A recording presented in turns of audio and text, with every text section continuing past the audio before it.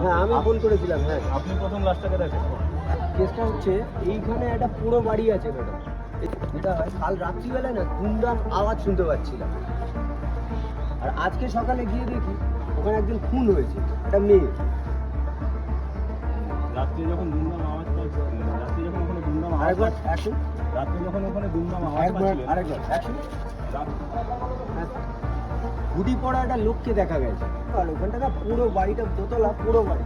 মানে তো গাড়ি ঢুকবে না আপনাদের, আমরা আপনাদের হেঁটে নিয়ে যাচ্ছি। আমার বিশুদা বলছিল রাত্রিবেলায় বিশুদা বলছিল আমাকে ওই পুরো বাড়ির নিচটায় ওখানে দোতলা, ওইখানে একটা হুডি পড়া লোককে যাতায়াত করতে দেখেছে। তাও কটা হবে, 11টা সাড়ে 11টা না, ওই টাইম।